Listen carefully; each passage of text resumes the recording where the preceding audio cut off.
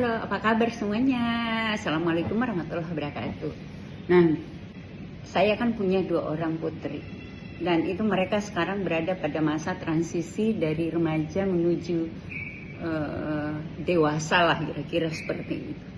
Dan dalam interaksi beberapa bulan terakhir, beberapa waktu terakhir itu, saya melihat, mencoba mempelajari gitu ya, kok bisa banyak drama gitu ya. Dan secara umum saya lihat sih pertama mungkin memang karena ada perbedaan perspektif. Yang pertama itu adalah dari perspektif orang tua. Orang tua itu kan pengen tanpa disadari itu pengen melakukan kontrol yang mungkin dianggap berlebihan oleh anak. Sementara anak ada keinginan untuk lebih mandiri. Jadi itu sebabnya selalu biasanya, bukan selalu sih, biasanya menimbulkan drama ya, karena anak yang masa transisi dari remaja ke dewasa ini itu biasanya mereka kan saya lihat ini diakui sebagai manusia atau individu yang bisa membuat dan mengambil keputusan secara mandiri. Nah, sementara saya sebagai orang tua itu masih sering melihat ya, mereka sebagai anak yang masih perlu diawasi dan diarahkan. Nah, drama itu sering muncul di situ. Nah, kemudian yang kedua, secara umum juga disebabkan karena perbedaan cara berpikir, gitu ya. Nah,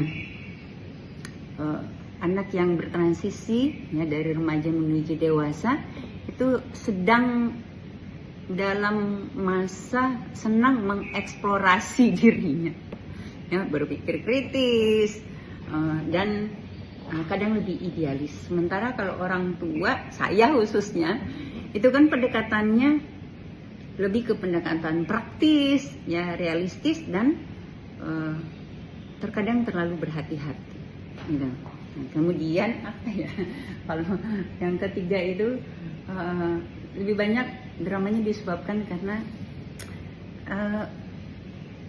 bahasa komunikasinya tidak sefrekuensi. Kalau orang tua itu seneng ngomongnya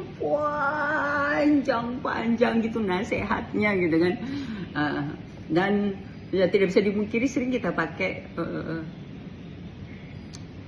pendekatan pengalaman pribadi. Sementara kalau anak-anak saya lihat ya, yang sudah beranjak dewasa ini itu lebih senang kalau komunikasinya lebih singkat, hanya to the point ya, dan ada diskusi ya, dua arah. Nah, dan selalu ngomong ngapain sih, selalu bicara berdasarkan pengalaman masa lalu. Itu kan masa lalu, jadi dia pengen mereka lebih banyak ingin kita melihat masa kini relevan dengan hari ini ya, walaupun karena pemikiran orang tua kan apa yang terjadi di masa lalu itu bisa menjadi pembelajaran untuk masa kini. Nah, itu dramanya sering di situ.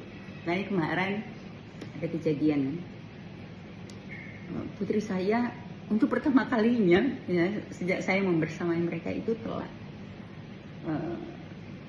ketiduran, sudah bangun terus tidur lagi.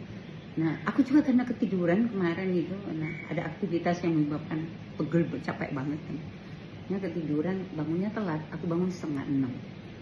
Bangun 5:30. Aku pikir dia mungkin udah berangkat, mungkin bangunin.